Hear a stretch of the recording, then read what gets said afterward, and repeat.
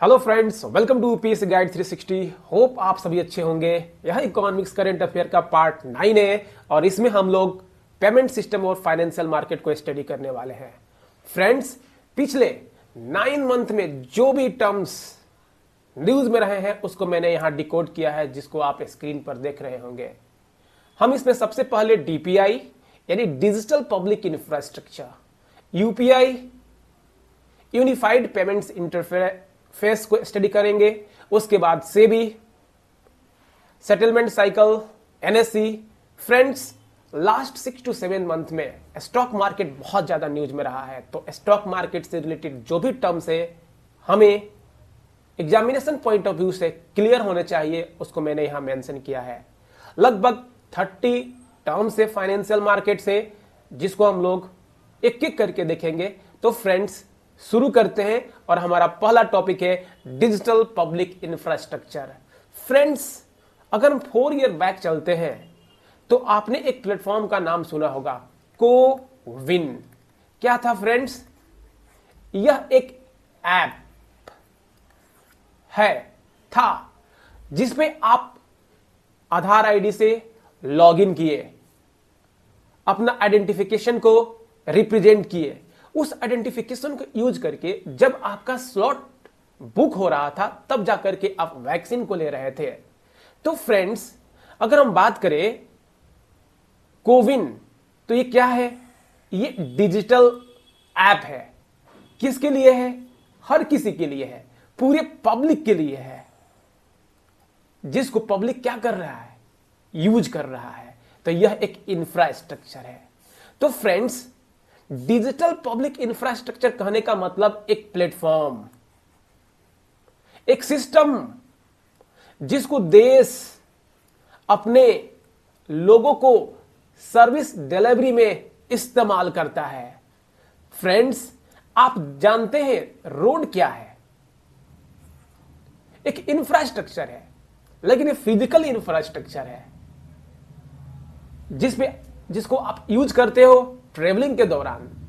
उसी प्रकार से जब हम बात करते हैं डिजिटली इंफ्रास्ट्रक्चर को, तो उसको डीपीआई के अंतर्गत रखते हैं। अगर हम बात करते हैं फ्रेंड्स इसके एग्जांपल्स को, तो वह है आधार, जिसका इस्तेमाल हम अपने आइडेंटिफिकेशन, फाइनेंशियल इंक्लूजन के तौर पर करते हैं। अगर हम बात करें फ्रेंड्स, आधार बेस्ड पेमेंट सिस्टम भी डेवलप हो चुका है। आप आधार को इस्तेमाल करके पेमेंट विथड्रॉ और सबमिट भी कर सकते हैं।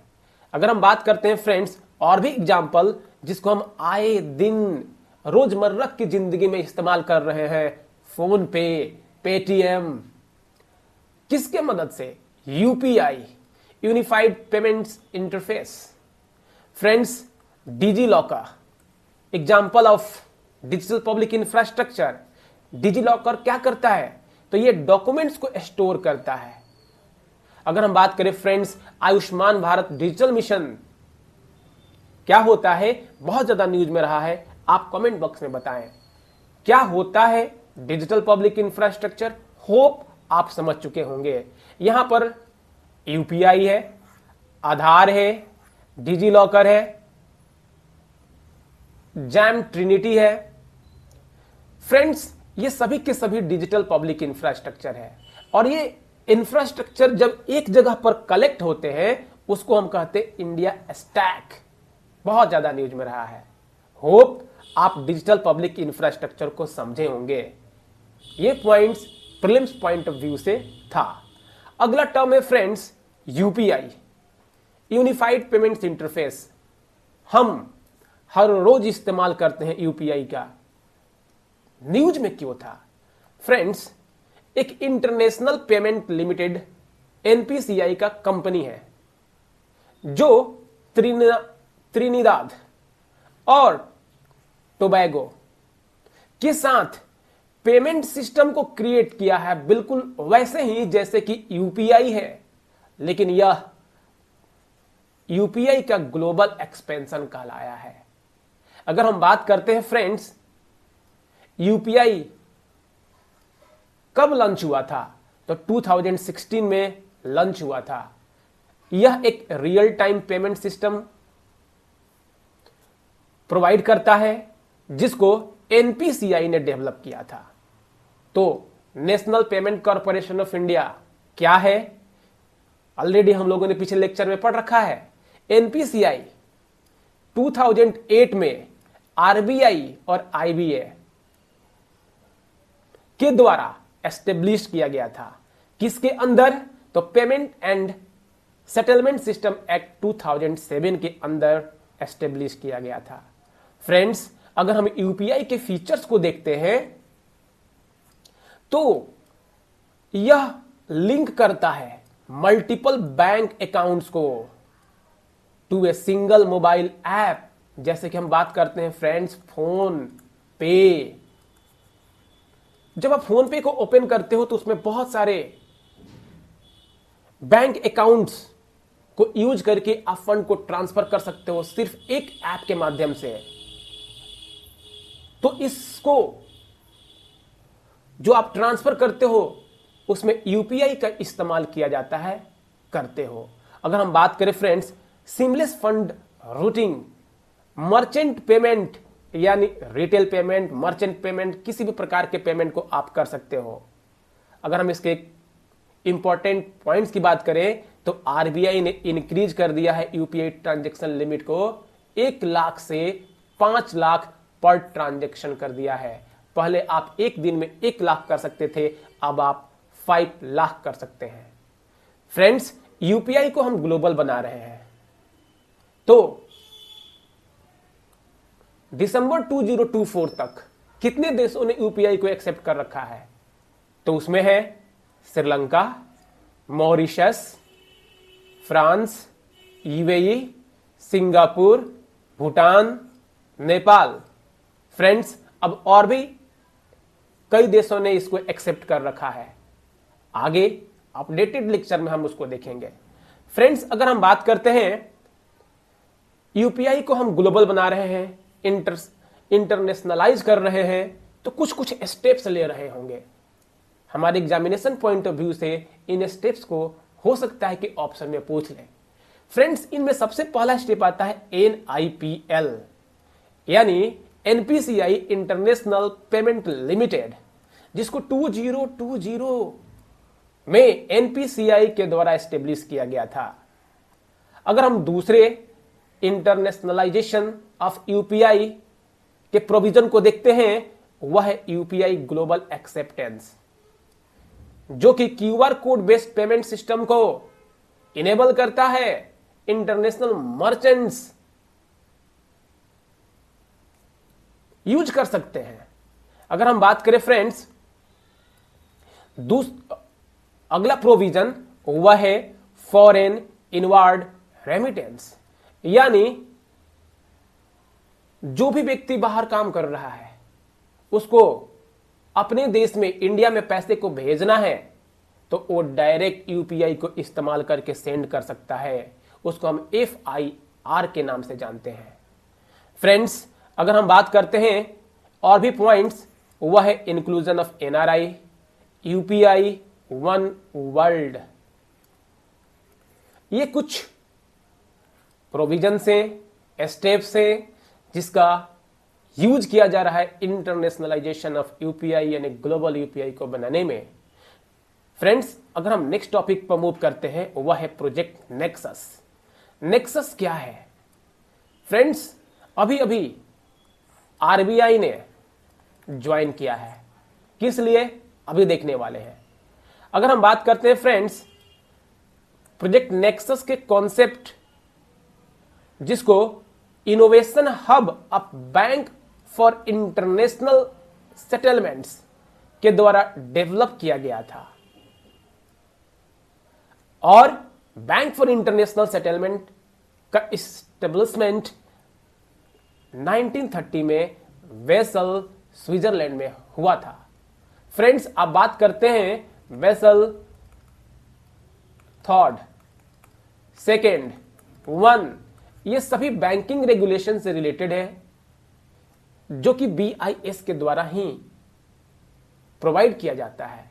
BIS एक कलेक्शन है बहुत सारे सेंट्रल बैंक्स का, जो एक साथ मिल करके डिसीजन लेते हैं बैंक्स कैसे स्मूथ चले, अपने एनपीए को कैसे रिड्यूस करें। ऑलरेडी हम लोगों ने CAR जो कि पिछले लेक्चर में पढ़ा था उसमें हम लोगों ने देखा था। फ्रेंड्स, जो प्रोजेक्ट नेक्सस है उसको आरबीआई ने भी ज्वाइन किया है। अभी यह न्यूज में इतना क्यों रहा फ्रेंड्स?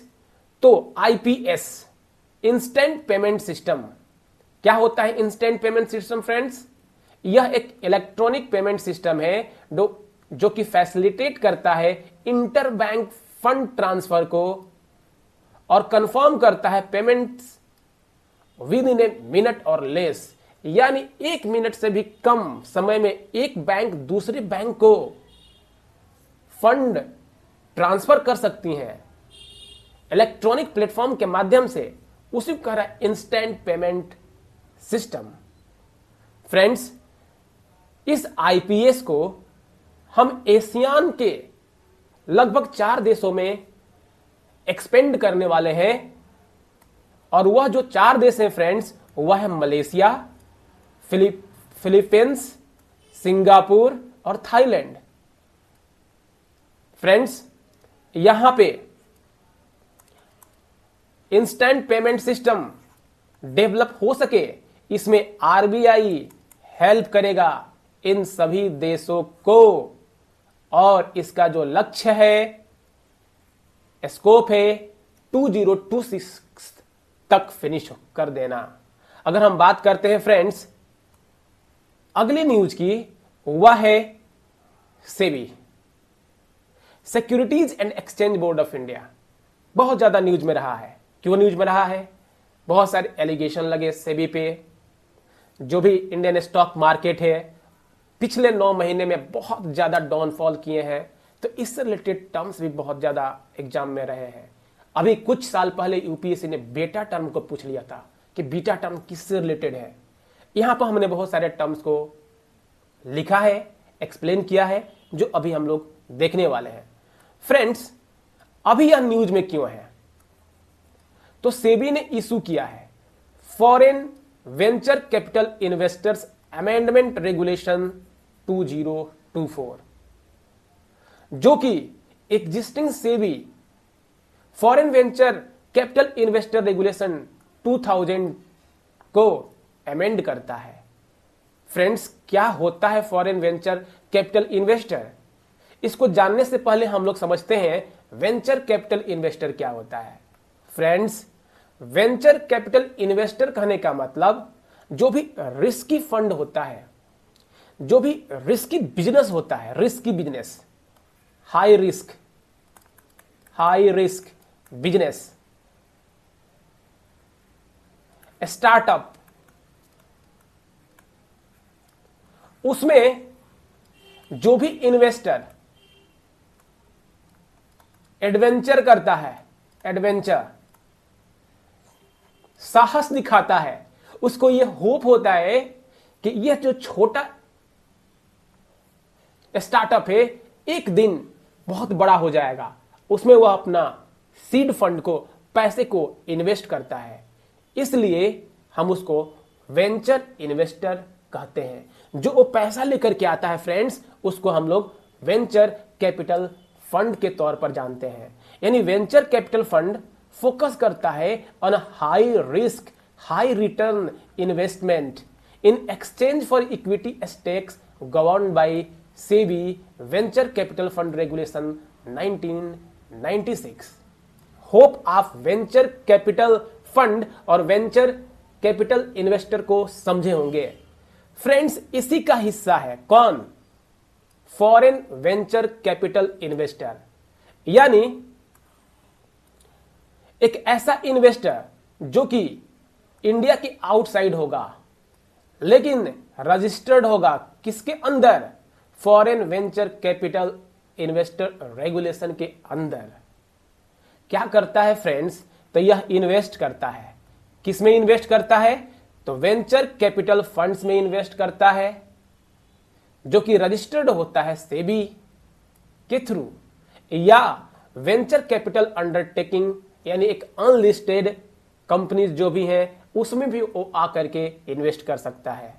फ्रेंड, अगर हम फॉरेन वेंचर कैपिटल इन्वेस्टर के प्रोविजन में जो अमेंडमेंट हुआ है उस अमेंडमेंट के कुछ हाइलाइट्स को अगर देखते हैं फ्रेंड्स, तो वह इस प्रकार से है। एक फॉरेन वेंचर कैपिटल इन्वेस्टर को रजिस्ट्रेशन सर्टिफिकेट ऑब्टेन करना पड़ेगा। कहां से ऑब्टेन करना पड़ेगा फ्रेंड्स? तो डेजिग्नेटेड डिपॉजिटरी पार्टिसिपेंट से ऑब्टेन करना पड़ेगा। इसके बाद ही वह as a foreign venture capital investor के तौर पर एक्टिविटीज कर सकता है। फ्रेंड्स, डीपीपी क्या है? डेजिग्नेटेड डिपॉजिटरी पार्टिसिपेंट क्या है? यह एक बैंक है जिसको सेबी ऑथोराइज करता है। किस लिए ऑथोराइज करता है? ताकि वह इशू कर सके रजिस्ट्रेशन सर्टिफिकेट। किसके लिए? फॉरेन वेंचर कैपिटल इन्वेस्टर के लिए। अगर हम बात करते हैं फ्रेंड्स कुछ और एलिजिबिलिटी क्राइटेरिया फॉर FVCI यानी फॉरेन वेंचर कैपिटल इन्वेस्टर के लिए एलिजिबिलिटी क्राइटेरिया क्या है, तो इसको एक्सपेंड कर दिया गया है। यह इंक्लूड करता है ऐसे एंटिटीज को जैसे कि investment companies, pension funds, resident Indians, NRI, OCI। Friends, हमने क्या देखा? हमने देखा venture capital fund, venture capital investor, foreign venture capital investor, DPP। Friends, ये सारे चीज सेबी के अंदर थे, तो यह जरूरी हो जाता है कि हम सेबी को भी जाने। सेबी का एस्टेब्लिशमेंट कब हुआ था? अगर हम बात करें फ्रेंड्स, तो शुरू में यह 1988 में as a non statutory body government of India के थ्रू कंस्टिट्यूट किया गया था। लेकिन 1992 में सेबी एक 1992 के तहत इसको स्टैट्यूटरी बॉडी रिकॉग्नाइज किया गया।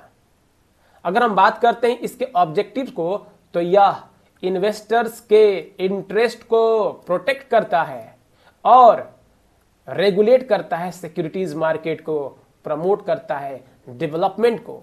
इसका जो भी फंक्शन है फ्रेंड्स, स्टॉक मार्केट से रिलेटेड, कंपनी से रिलेटेड, बॉन्ड से रिलेटेड चीजों को यह रेगुलेट करता है और उसके डेवलपमेंट पर नजर रखता है। अगर हम बात करें फ्रेंड्स, सेबी ने कुछ इनिशिएटिव लिया है। किस लिए? तो जो भी स्टॉक मार्केट से रिलेटेड एक्टिविटीज है वह स्मूथली चले, ट्रांसपेरेंट चले। जो भी अथॉरिटी है अकाउंटेबल हो, उसके लिए कुछ स्टेप्स लिया है।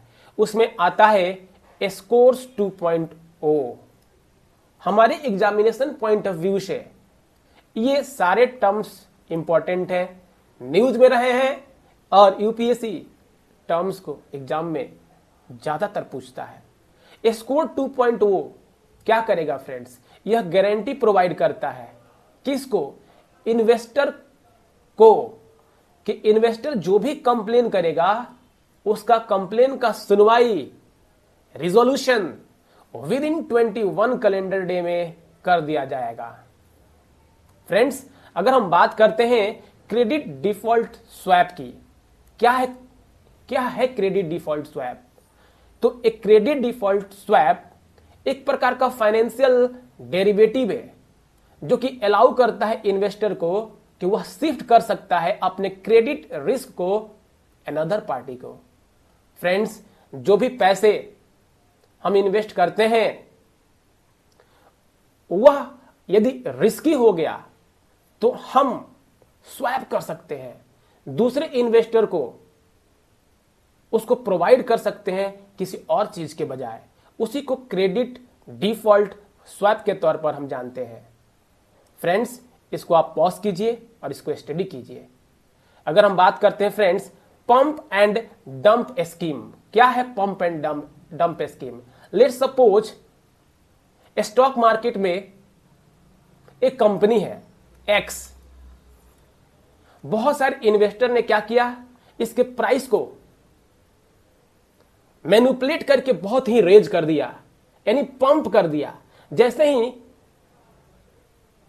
यह अपने पीक पर गया, सारे रिटेल इन्वेस्टर इसके तरफ दौड़ने लगे इसमें इन्वेस्ट करने के लिए, वैसे ही उसने सभी इन्वेस्टर ने उसको सेल कर दिया, यानी डंप कर दिया। यानी यह एक प्रकार का मैनिपुलेटिव प्रैक्टिस है जो कि आर्टिफिशियली ड्राइव कर देता है स्टॉक के प्राइस को, मिसलीड कर देता है इंफॉर्मेशन को और रिकमेंड कर देता है किसको, पब्लिक को। उनको लगता है कि इसका प्राइस बढ़ रहा है तो बढ़ते ही जाएगा।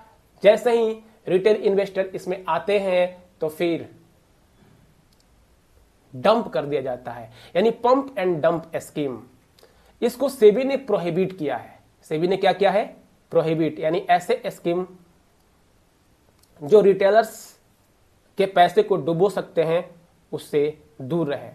फ्रेंड्स, अगला टर्म है ईटीएफ, एक्सचेंज ट्रेडेड फंड। क्या होता है फ्रेंड्स ईटीएफ? देखते